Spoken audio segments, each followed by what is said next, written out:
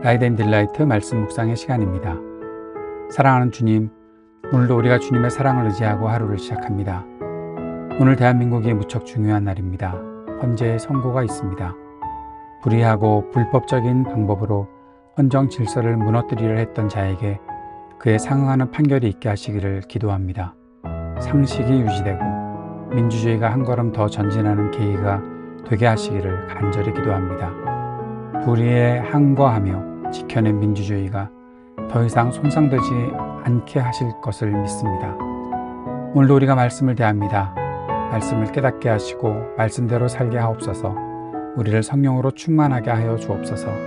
예수님 이름으로 기도드립니다. 아멘. 오늘은 누가복음 19장 1절에서 10절까지 말씀을 함께 읽고 묵상하겠습니다. 누가복음 19장 1절에서 10절까지 말씀 새 한글 성경으로 읽겠습니다. 예수님이 여리고로 들어가셔서 그곳을 가로질러 가고 계셨다.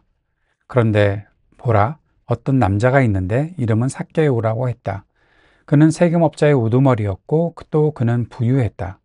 그는 예수님이 어떤 분이신지 보려고 애를 썼지만 무리에게 막혀서 그럴 수가 없었다. 키가 작았기 때문이었다. 그래서 그는 앞쪽으로 먼저 달려가 돌 무화과 나무 위로 올라갔다. 예수님을 보려는 것이었다. 예수님이 그곳을 막 지나가실 것이기 때문이었다.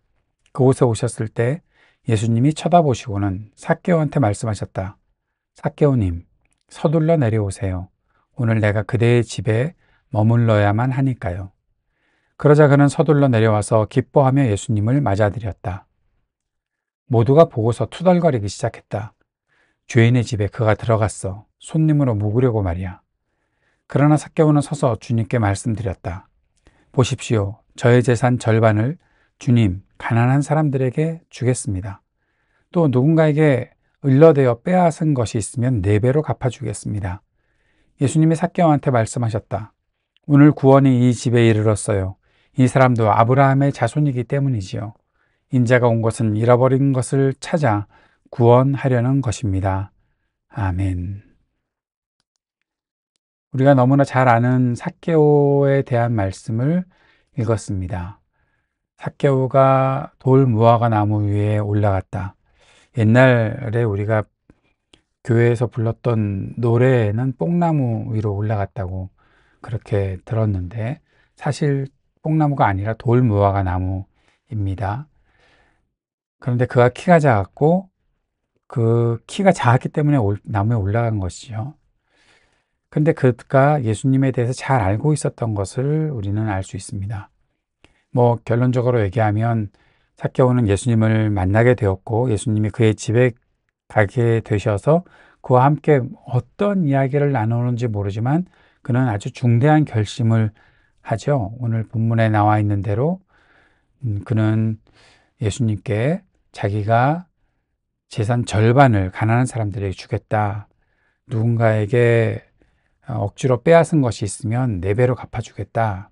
그런 이야기를 하면서 자신의 삶을 바꾸겠다라는 이야기를 했고 예수님은 구원이 이 집에 이르렀다라고 말씀하시고 또 사람들에게 죄인의 집에 자꾸 가고 죄인들과 어울린다라고 불평하고 비난하는 사람들에게 인자가 온 것은 잃어버린 것을 찾아 구원하려는 것이다 라는 말씀을 다시 한번 들려주고 계십니다.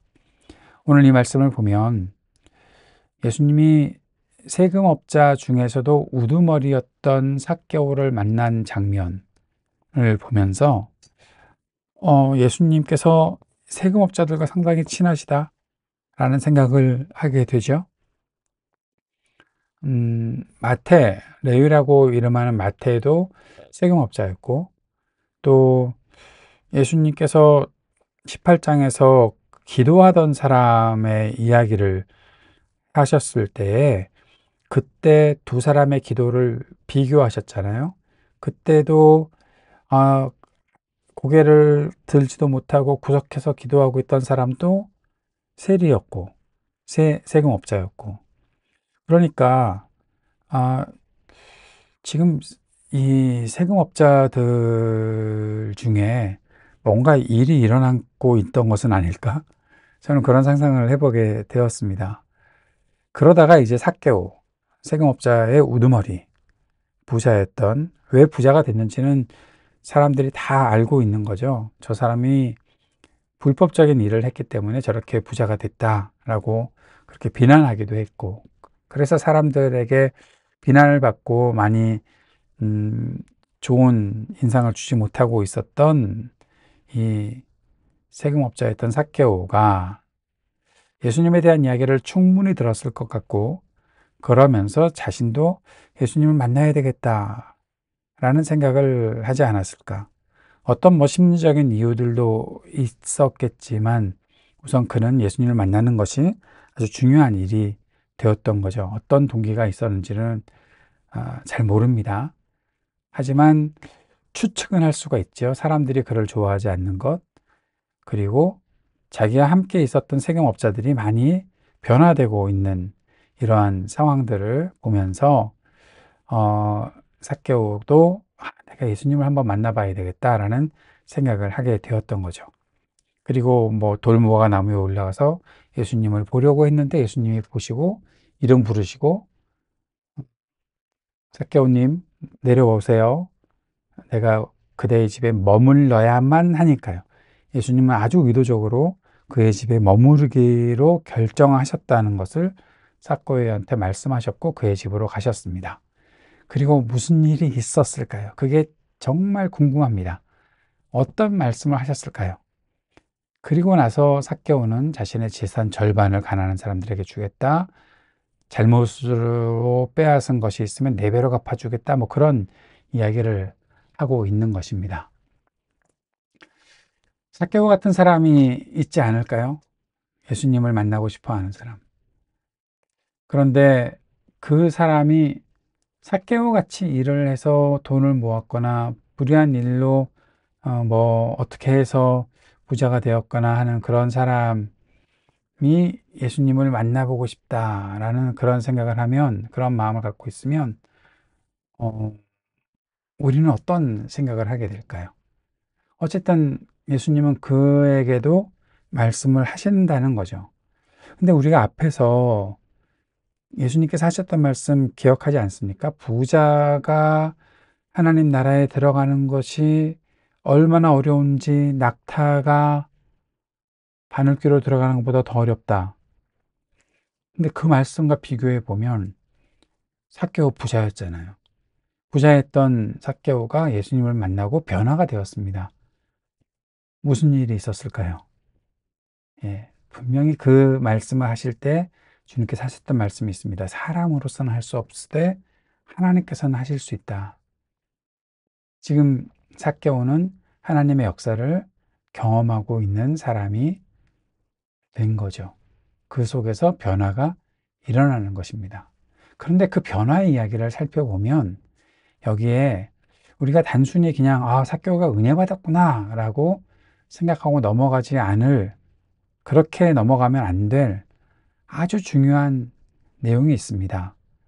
자신의 재산 절반을 가난한 사람들에게 주겠다라고 말하는 것, 자신이 불법적으로 취득한 것들을 사람들에게 네 배로 손해배상을 하겠다라는 것, 이게 함께 나와 있다는 거예요. 하나님의 정의가 이 삭개오에게 함께 임하고 있다는 거죠. 사람들에게, 가난한 사람들에게 자신의 것을 나누는 사회적인 정의가 실현되고 있는 것이죠. 이것이 구원과 구원받는 삭개오와 함께 연결되어 있다는 것을 우리는 보는 것입니다. 예수님은 인자가 온 것은 잃어버린 것을 찾아 구원하려는 것이다 라고 말씀하실 때 이 말씀이 죄인인 삭개오가 변화되고 그의 삶이 새로워졌다라는 것을 의미하는 것으로 보는 것은 당연하지만, 한 가지 더 나아가서 삭개오가 앞으로 이루게 되는 하나님 나라의 정의 실현, 소외되고 가난한 자들을 돌보게 되는 그의 마음과 그의 실천들, 그리고 불의한 일들을 행했던 것에 대해서 충분히 대가를 치르는 그러한 일들을 하는 것을 함께 보여주고 있다는 거죠. 이게 하나님 나라의 일이고 이것이 하나님께서 하시는 일이다라는 사실을 우리는 본다는 것입니다. 교회가 바로 이런 곳이어야죠. 우리가 함께 모이는 공동체가 바로 이러한 곳이 되어야 하는 것이죠. 삭개오 같은 사람이 함께 예수님을 만나게끔 만들어주고, 그리고 하나님께서 그 안에서 하시는 일들을 함께 경험하고, 그리고 한 사람의 변화가 단지 한 사람의 은혜 받았다, 구원 받았다로 끝나는 것이 아니라 그의 변화를 통해서 변혁이 일어나고 사회에 정의가 실현되는 일들이 나타나는 것. 이 내용들이 함께 이루어지는 것이 하나님 나라의 일이다라는 사실을 우리는 보게 되는 것입니다. 삭개오의 이야기를 보면서 우리가 묵상하고 적용하며 정리해 봐야 될 것들을 이렇게 생각합니다. 첫째, 우리에게 예수님을 만나고 싶어하는 열정이 있는지 한번 생각해 보는 거죠. 우리는 삭개오와 같은 사람이 예수님을 만나고 싶어하면 어떻게 할까? 또 우리 자신은 그러한 마음을 가지고 예수님을 만나고 싶어 할까? 예수님을 만나기 원하는 마음이 어떤 결과를 가져왔는지, 또 주님과 함께하는 시간을 통해 우리는 어떠한 변화를 겪게 될지 우리가 다시 한번 질문을 던지면서 예수님과 함께 예수님의 말씀을 듣는 그 장면들을 우리 마음속에 둘 수 있었으면 좋겠습니다. 두 번째는 아까도 계속해서 제가 말씀드렸던 것처럼 삭개오가 예수님과 어떤 이야기를 나누었을까 하는 거죠. 그의 변화의 동기는 어떤 말씀을 통해서 이루어졌을까 하는 것입니다. 이미 많은 세금업자들이 예수님을 만나고 변화되고 있었잖아요.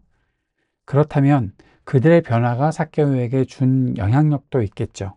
그리고 예수님께로부터 하나님 나라 복음을 그가 들었겠죠. 그리고 변화가 되었겠죠. 우리의 변화를 통해서도 또 누군가가 예수님을 알게 되고 변화될 수 있을까라는 질문도 던져보고 우리의 변화는 어떠한 변화가 있을까 다시 한번 생각해 보는 시간도 가졌으면 좋겠습니다. 삭개오의 결단이 우리에게 주는 교훈은 무엇입니까? 앞에서도 말씀드렸던 것처럼 잘못을 범한 것에 대해서 철저하게 회개하고 대가를 치러야 한다라는 것입니다. 삭개오가 자신의 잘못을 그냥 지나가지 않았습니다. 예수님이 그냥 지나가지 않게 만들어 주셨을 것입니다. 그러니 구원받았다는 것이 단순히 은혜를 받은 것을 넘어서는 사회적인 변혁과 정의가 실현되는 일들을 예수님께서 삭개오를 그렇게 인도해 주셨다라고 볼 수 있는 거죠.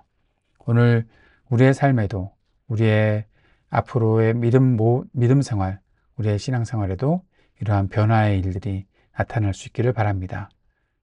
은혜 받았습니다 라고 말하고 끝내지 말고 그 은혜가 나에게 어떠한 변화를 일으키는지, 또 변화된 나는 이 땅에, 이 사회에 어떠한 변화를 일으키는지 다시 한번 깊이 묵상하고 적용해 나갈 수 있는 우리가 될 수 있기를 바랍니다.